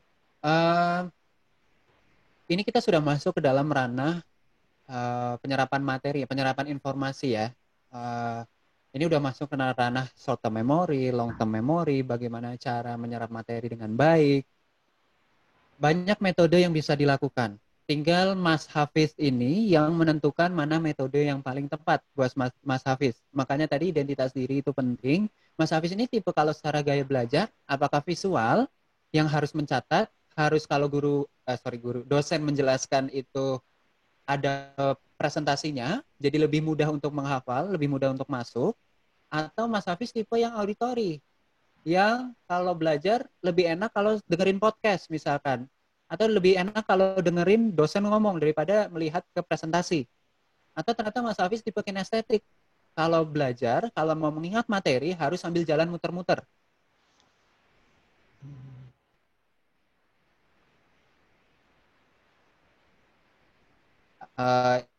Saya biasanya kemudian saya di ruang keluarga terkadang berjalan bolak-balik sambil berusaha untuk mengingat sesuatu.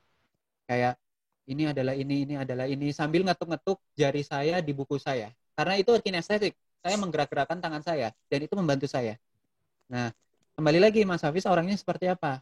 Kemudian kalau kita masuk ke ranah short term dan long term memory, short term itu kan area di mana kita berusaha untuk menghafal, kemudian itu akan bertahan di short term memory selama 30 menit. Short term memory itu ingatan jangka pendek ya. Selama 30 menit, kalau nggak diulang-ulang, itu akan hilang. Kalau udah masuk ke long term memory, ingatan jangka panjang, itu akan bisa diingat selamanya. Tinggal gimana caranya kita memanggil dari ingatan jangka panjang kita. Cara yang bisa dilakukan adalah untuk memasukkan dari short term ke long term, pertama, bisa buat mind map. Mind map itu biasanya membantu. Karena mind map itu dengan satu kata, kan itu buat cabang-cabang gitu ya. Kemudian ada satu kata itu men-trigger atau menstimulasi otak kita untuk tahu kata lanjutannya apa. Satu, mind map. Yang kedua, chunking. Chunking itu mengkotak-kotakan. Misalkan kita menghafal suatu, ini contoh aja ya, nama-nama hewan. Kita nggak harus ngapalin nama-nama satu-satu hewan, tapi kita bisa mengelompokkan. Ini adalah nama hewan burung, ini adalah nama hewan mamalia, ini adalah nama hewan reptilia. Jadi ketika kita berusaha untuk mengingat nama-nama hewan itu, kita udah punya kategorinya sendiri. Atau ketika kita berusaha mengingat hafalan kata, jangan langsung ingat hafalan kata 7 kata, tapi chunking 4 kata, 4 kata, 4 kata, 3 kata. Itu chunking. Jadi cara mengingatnya seperti itu. Tergantung sekarang ke teman-teman bagaimana cara yang paling enak, cara yang paling nyaman buat teman-teman. Karena setiap orang nggak sama. Kalau teman saya ada yang bisa belajar kalau sambil dengerin musik. Kalau nggak ada dengerin musik, itu dia nggak bisa belajar. Dan hasilnya bagus. Saya pun kalau belajar, itu biasanya saya minta untuk presentasi. Dengan saya presentasi, ingatan saya lebih baik daripada ketika saya disuruh menghafal. Karena kalau saya presentasi kan berarti udah ada proses tuh menghafal kemudian dikeluarkan, dan itu membuat saya lebih enak gitu menghafalnya. Berbeda kalau saya cuma disuruh menghafal, itu saya biasanya agak susah. Nah, dengan presentasi seperti ini, saya lebih ingat tuh tentang self concept, saya ingat lebih tentang ideal self, tentang apa tadi, tentang self concept, ideal self, dan self esteem. Kemudian ada tentang self disclosure yang tadi mengenal diri sendiri berdasarkan perkataan orang lain dan sebagainya. Gitu ya. Jadi cari cara yang paling nyaman buat Mas Hafiz, kemudian gunakan cara itu. Biasanya setiap orang punya cara fixnya, tinggal bisa nggak nemu itunya, gitu. Ya, dan jangan menggunakan patokan orang lain. Itu aja dari saya untuk Mas Hafiz ya. Selanjutnya ini ada dari Mbak Dwi. Siapa yang bertanggung jawab untuk memutus? Oke. Wow, pertanyaannya berat ini. Pertanyaannya udah di luar identitas diri ini. Udah termasuk makro ini, udah termasuk cukup besar. Tapi baik, saya akan mencoba untuk menjawab ya. Siapa yang bertanggung jawab untuk memutus mata rantai bully?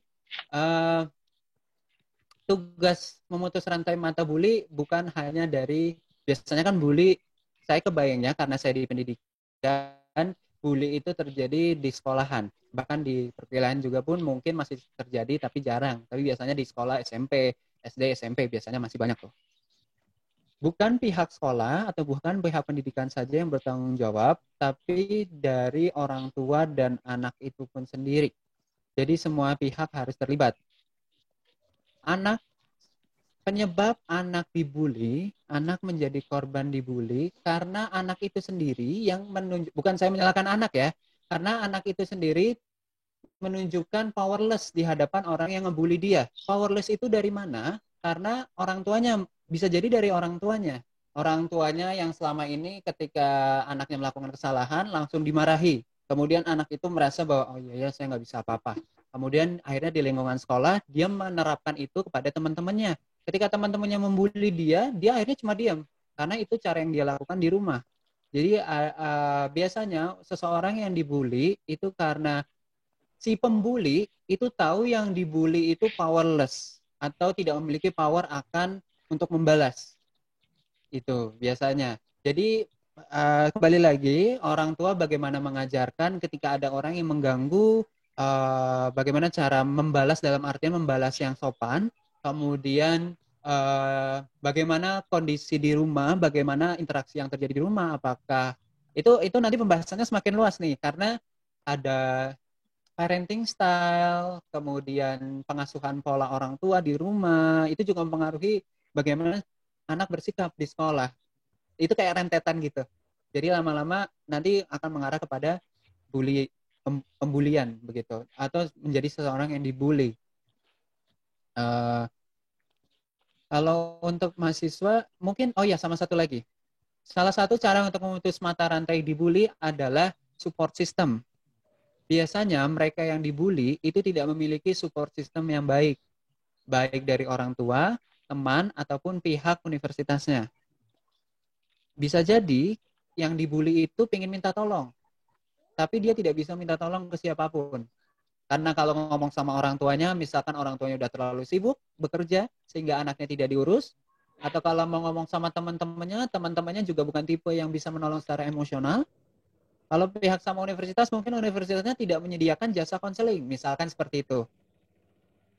Jadi, support system itu dibutuhkan untuk memutuskan rantai bully. Karena kalau anak ini udah minta tolong, kan otomatis ada penonton, ada orang lain yang akan membantu. Biasanya yang ngebully itu akan melihat itu, dan akan berpikir ulang sebelum membuli. Begitu. Itu pertanyaan saya untuk Mas Dwi ya.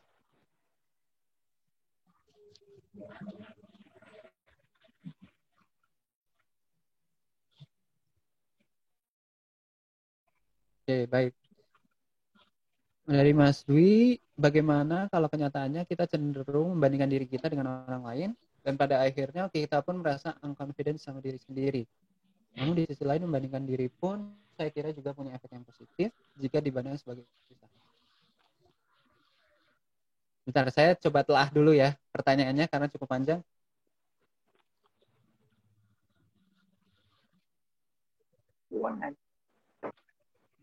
Oke, baik.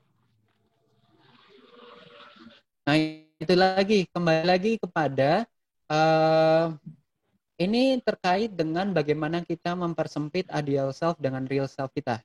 Kita boleh, bukan kita boleh, itu wajar, kita wajar kalau kita membandingkan diri kita dengan orang lain. Karena kita makhluk sosial, kita setiap saat akan melihat orang lain yang lebih berprestasi daripada kita akan setiap saat melihat orang lain yang memiliki kelebihan yang sekiranya adalah kelemahan kita. Jadi itu menjadi, wah jago banget nih dia, wah keren banget nih dia, aduh saya bisa nggak ya? Tapi perlu diingat, ideal self, kembali lagi ideal self yang kita tetapkan, itu jangan sampai ideal self yang ditetapkan oleh orang lain.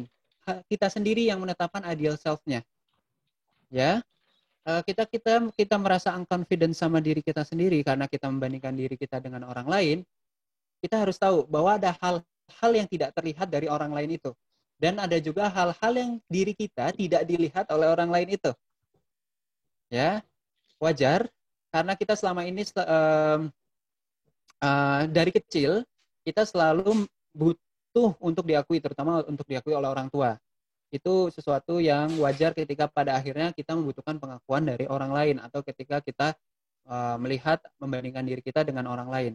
Tapi sekarang kita belajar. Sekarang nih kita sama-sama belajar bahwa membandingkan diri orang lain adalah hal yang wajar, tapi untuk menetapkan batasan diri itu adalah tugas saya, bukan tugas orang lain.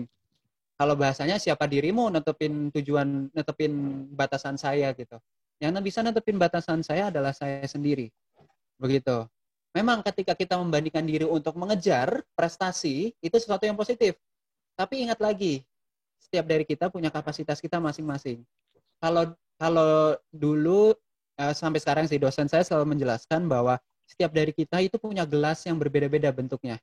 Mungkin kalau saya gelasnya gelas yang pipih tapi panjang ke atas.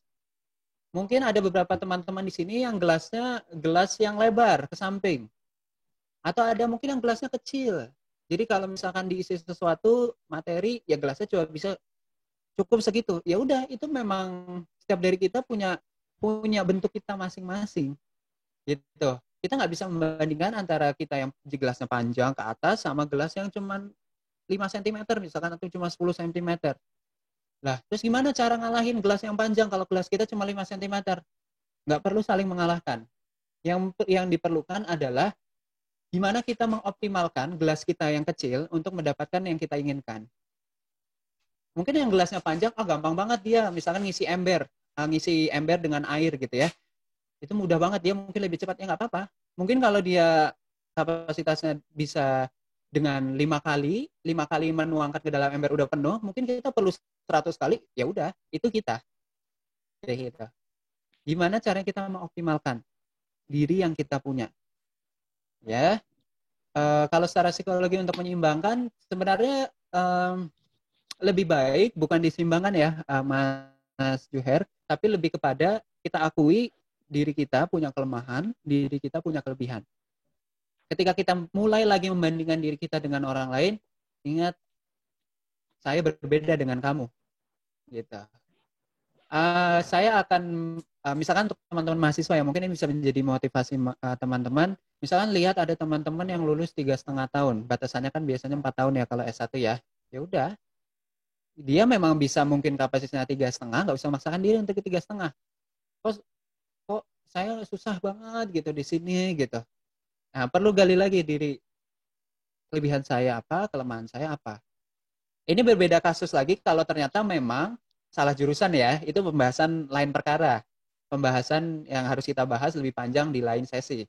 Tapi intinya ketika menemukan diri, membandingkan diri lagi dengan orang lain, cara yang bisa dilakukan adalah seperti itu. Begitu. Mas Juher, semoga menjawab ya. Oke, satu pertanyaan lagi terakhir. Ada lagi?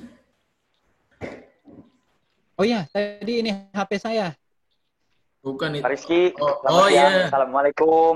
Waalaikumsalam. warahmatullah. Tadi saya menanya, tapi kurang dipahami. Mungkin Yes. saya on cam dan on mic, biar lebih memahami. Nggak Itu apa-apa dong gitu, biar saya bisa kenal mukanya Mas nih. Siapa namanya Mas? Bayu, Pak. Oke, Mas Bayu. Ya, silakan Mas Bayu.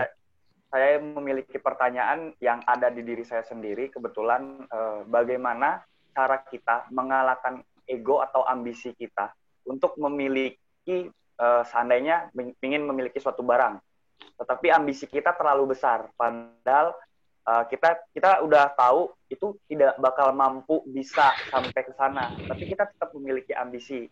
Nah, saya sudah mencoba untuk mengalahkan ambisi itu dengan melakukan hal-hal positif, tapi tetap ambisi itu tetap ada. Nah, saya minta penjelasan bagaimana mengalahkan ego dari diri untuk ambisi itu sendiri. Oke. Terima kasih. Kalau Pak. tidak berkeberatan, boleh saya tanya sama Mas Bayu tadi ya? Bener ya Mas Bayu ya? Benar. Oke. Saya soalnya kalau ingatan akan nama agak jelek nih. Oke, Mas Bayu, hal-hal positif ini seperti apa? Kemudian yang apakah hal-hal positif yang dilakukan itu sejalan dengan ambisi yang Mas Bayu punya? Kalau untuk hal positif itu untuk sampai saat ini sejalan, bahkan satu jalur ke ambisi saya tersebut. Oke. Saya coba bantu jawab ya Mas Bayu ya. Oke, jadi kalau misalkan kita memiliki ambisi terhadap hal tertentu, terus terlalu tinggi gitu ya, kemudian kita tahu bahwa itu susah untuk mencapai hal tersebut, mungkin yang bisa dilakukan adalah konkretnya mencoba untuk membuat goal management. Jadi apa istilahnya ya? Untuk mencapai tahap yang tinggi itu dibuat secara konkret. Kemudian tujuannya apa? Tujuan jangka panjangnya. Kemudian dibuat secara realistis. Tujuan jangka pendek, tujuan jangka pendeknya. Jadi misalkan ini saya nggak tahu contohnya apa, tapi misalkan saya pernah punya klien. Klien saya itu anak SMP. Kemudian orang tuanya bilang kalau anak ini pengen jadi presiden. Itu tinggi banget dong. Ambisinya tinggi sekali. Dan itu bagus. Ya bagus kalau kamu dari SMP pengen jadi presiden. Tapi itu nggak jelas. Kamu jadi presiden, gimana caranya? Oke, yang pertama, apakah kamu sudah mengikuti badan organisasi di SMP? Sudah jadi ketua? Sudah berhasil? Belum. Itu dulu. Jangan langsung pengen jadi presiden. Presiden boleh, itu ambisi jangka panjang, tapi tujuan jangka pendeknya apa? Jadi ketua BEM, bukan ketua BEM, ketua OSIS, kemudian, ketua OSIS SMP berhasil, SMA, berhasil nggak jadi ketua OSIS SMA? Belum tahu, itu dulu. Setelah itu keluar dari situ, apakah kamu mau terjun jadi mahasiswa yang di bidang politik? Iya mau. Oke, lanjut ke situ. Jadi, kebayang nggak? Jadi ada ambisi yang tinggi, tapi ambisi yang tinggi itu perlu langkah-langkah yang jelas. Sehingga nanti Mas Bayu ini bisa,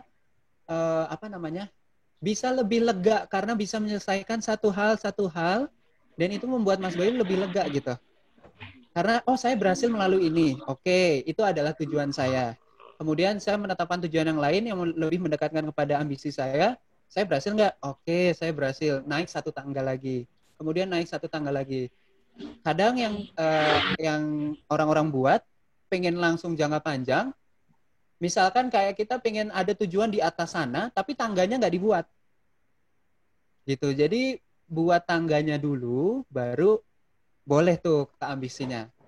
Gitu. Jadi mungkin hal-hal positif itu mungkin selama ini Mas Bayu, ini asumsi saja ya, mungkin dikoreksi. Mungkin Mas Bayu selama ini menetapkan hal positif bukan sebagai tujuan, tapi sebagai distraksi.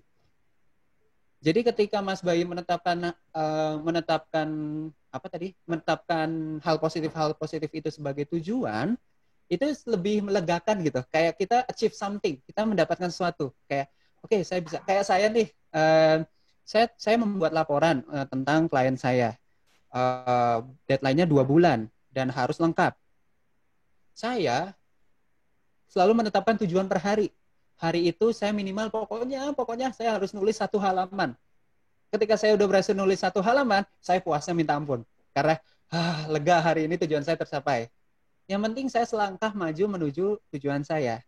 Gitu. Semoga menjawab Mas Bayu, atau kalau ada yang kurang boleh ditanyain lagi. Oke, mungkin itu aja Pak. Terima kasih Pak Rizky, Pak Hil, Pak Lukman. Ya, terima kasih juga Mas Bayu untuk pertanyaannya ya. Ya, Ini HP saya.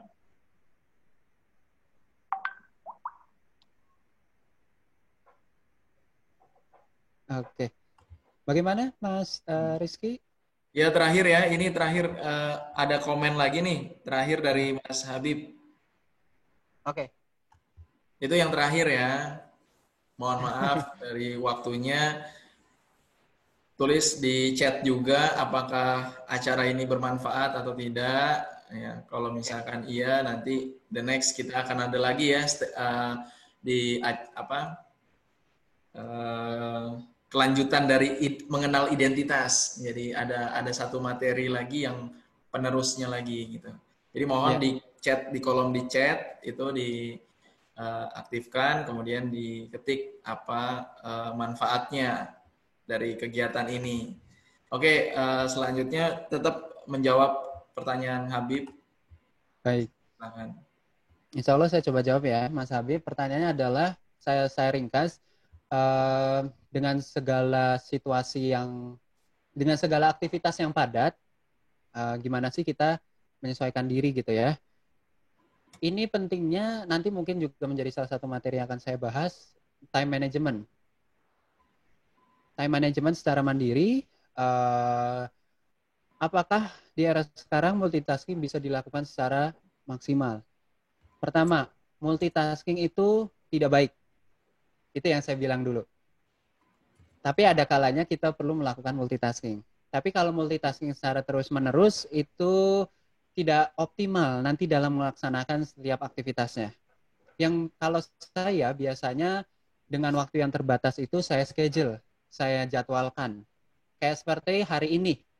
Hari ini tadi saya pagi tadi jam 9 sampai jam 11 saya pertemuan dengan dosen membahas tentang kasus saya atau tentang klien saya. Kemudian jam 11 sampai jam 12 saya istirahat. Sampai habis itu saya sholat Jumat, kemudian jam 1 saya berada di sini. Kemudian setelah ini saya jam 3 itu saya membahas kembali dengan rekan-rekan mahasiswa saya. Jadi ada time manajemennya. Insya Allah dengan time management seperti itu, kegiatan-kegiatan kita bisa dilalui. Tapi ada kegiatan-kegiatan lain, kalau terlalu padat, ya memang mau bagaimana lagi. Ini adalah sesuatu yang sifatnya waktu ya, waktu sehari 24 jam.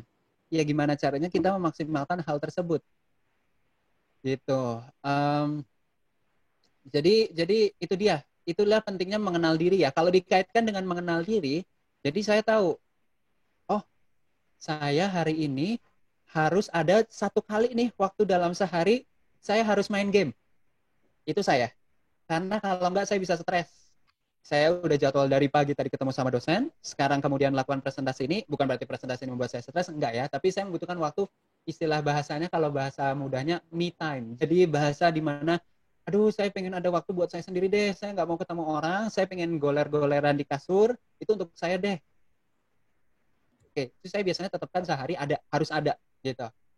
Jadi saya mungkin ada 1 jam atau 2 jam, kemudian setelah itu boleh saya melakukan hal yang lain lagi. Itu biar nggak stres dalam padatnya aktivitas yang kita lakukan dalam satu hari. Jadi pentingnya time management itu penting, dan mengenal diri supaya kita bisa tahu, aduh ketika saya stres saya ngapain ya, aduh ada sesuatu yang saya tidak bisa dapatkan hari ini, ya udah nggak apa-apa gitu. Jadi refleksi diri dan refleksi diri juga begitu. Semoga menjawab Mas Juhair.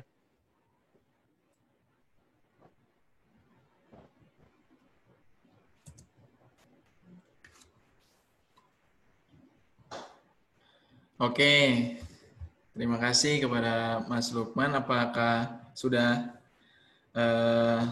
maksimal ya teman-teman menerima materi pada siang hari ini yang insya Allah sangat-sangat bermanfaat buat kita yang ya biasa ya kegiatan kita itu, ya kegiatan saya sendiri maksudnya itu kan mungkin penat dan lain-lain, tentu bagaimana caranya untuk mengendalikan gitu kan. Nah, saya boleh ya pertanyaan dari saya mungkin ya. Siap, baik Mas Rizky, Nah, silakan. nah, pertanyaannya itu kan tadi mengenai identitas ya.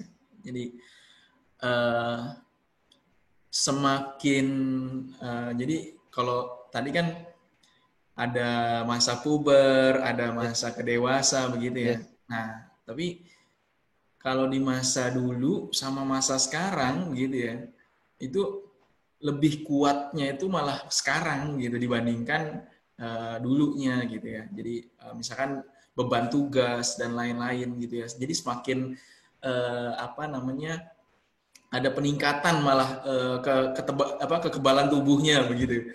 yes. Dulu dulu sering misalkan dengan kegiatan apa stressingnya itu eh, lebih misalkan ada kerjaan atau apa jadi down jadi ini tapi tadi yang dikembalikan tadi ada disampaikan oleh Mas Lukman itu agar bisa mengendalikan dan lain-lain. Nah itu kita malah belajar semakin ke arah maksudnya ke arah sekarang begitu kan itu masih bisa jadi bisa ngatur diri gitu. Nah apakah nanti akan seterusnya misalkan ini kan saya misalkan di umur range-nya 30-an ya. Nah, apakah di saat nanti mungkin 35 atau bahkan 40 atau bagaimana nanti ke depannya begitu kan apakah itu semakin bisa menahan diri atau malah kembali lagi ke ini fluktuatifnya itu gimana begitu. Oke, ya, baik. Oke, saya coba jawab ya Mas Rizky ya. Nah, Ya. itulah pentingnya. Ini beruntung banget nih Mas Rizky ngadain hal seperti ini buat teman-teman mahasiswa. Karena teman-teman mahasiswa masih belum telat untuk pencarian jati diri, ya. Kalau berdasarkan yang saya ketahui, saya pelajari dari teori, itu usia 12 sampai 20 merupakan masa pencarian identitas diri.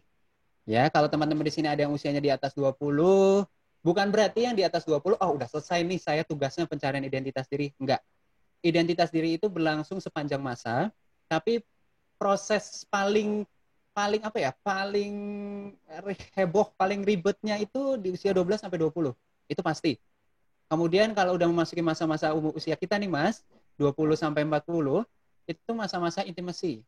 Masa-masa pencarian intimasi, pasangan.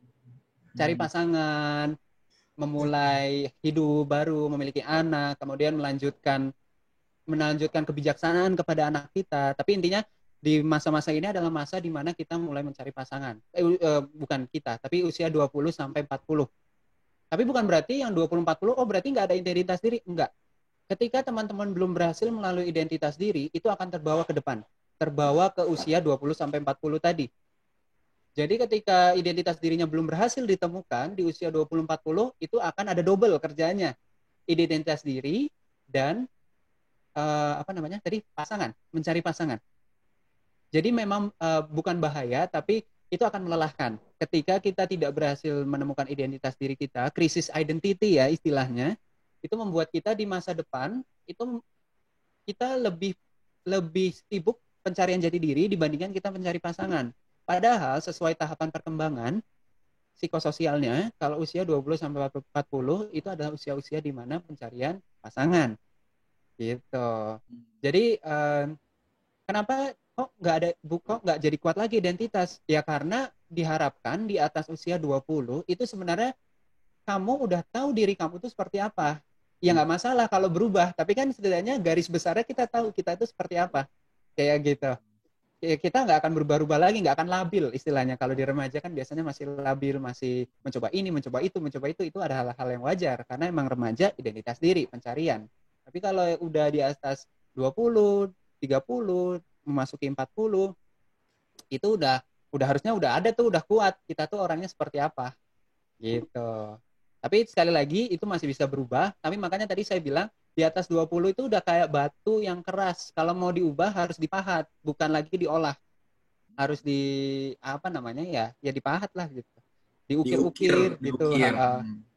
Biar bermanfaat buat orang lain ya. Yes, ya betul. Kalau di bawah 20 itu masih kayak tanah liat playdoh gitu yang masih bisa dibentuk jadi macem-macem. Gitu, karena identitas dirinya belum fix. Gitu. Semoga menjawab ya Mas Rizky. Ya, sangat-sangat menjawab. Terima kasih. Ini udah waktunya ya. Mohon maaf kepada semua apabila ada hal-hal yang tidak berkenan dari kalimat saya sendiri sebagai moderator.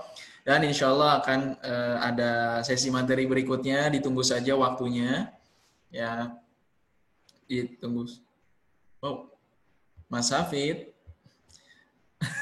Oke, ya ditunggu saja jadwalnya lagi, nanti kita akan share lagi. Ya, mohon bertambah ya, harusnya yang hadir karena ini benar-benar kita bisa kenal diri kita dan kita bisa bangun ya bagaimana kita manajemen tadi, time management tadi. Kemudian kita juga bisa mengendalikan stres kita. Nanti banyak tuh materi-materi berikutnya yang emang penting banget buat pribadi untuk diri sendiri dan kita juga bakal bisa bermanfaat buat orang lain. Baik, itu saja dari saya, dari kemahasiswaan. Terima kasih sekali lagi kepada Mas Nuri Lukman Pradipto, ya, sarjana psikologi, kemudian kepada Pak Hil yang telah mendukung acara ini hingga tentunya pada akhir materi. Kemudian kepada teman-teman mahasiswa, rekan-rekan mahasiswa dan calon mahasiswa, ya udah kenal dirinya ya. Jadi kita nanti kalau misalkan ada yang mau ditanyakan, kalau ini kan karena tadi ada problem di upload di YouTube-nya, nanti kita tetap upload di YouTube. Kemudian nanti kalau misalkan emang ada komen-komen ya silakan dikomenkan, ada yang pertanyaan nanti diberikan kesempatan untuk Mas Nuri Lukman untuk memberikan komentarnya gitu. Jadi teman-teman yang bila ada masih punya persoalan atau persoalan tentang mengenal identitas diri bisa di chat di kolom YouTube untuk nanti dijawab oleh Mas Lukman. Oke ya Mas Lukman ya? Oke. Sama mungkin saya kasih tips ya, maksudnya untuk dapat teman-teman melalui proses menjadi mahasiswa, proses di perkuliahan ini, atau teman-teman yang mau menjadi mahasiswa, itu tadi latihan yang tadi saya minta kepada teman-teman mungkin bisa dilakukan sendiri ya, yang tadi deskripsi diri, coba teman-teman lakukan sendiri 10 hal tentang diri teman-teman itu seperti apa, itu sangat membantu. Kalau belum pernah dilakukan, coba dilakukan. Itu sih dari saya, supaya mengenal diri lebih baik. Nah, kalimat terakhirnya itu ya, jadi 10 ya. Tadi kan teman-teman 1 menit hanya ada yang buat 3, hanya buat 5 ya. Nah, nanti dilatih lagi sampai bisa tuh nulis dalam 1 menit 10. Nah, kemudian tadi ya ada juga beberapa metode kan, 1 kalimat bisa di mind map apa problemnya dan lain-lain, nah gitu. Nah, mungkin itu saja yang bisa saya sampaikan. Mohon maaf apabila ada kesalahan. Sekali lagi terima kasih. Wabillahi taufiq wal hidayah. Wassalamualaikum warahmatullahi wabarakatuh. Waalaikumsalam warahmatullahi wabarakatuh. Ya, makasih ya semua teman-teman. Baik, saya izin pamit. Terima kasih Pak Hil, terima kasih. Monggo, terima kasih Mas Lukman. Monggo, terima kasih sekali semuanya. Ya, terima kasih Mas Lukman. Menarik. Ini kan. Stop. Keluarkan? Langsung keluarkan? Iya. Langsung leave meeting. Terus ada save-nya. Di sini langsung save. Leave meeting. Langsung di ini nanti. Ini masih. Oh, ini berarti ya.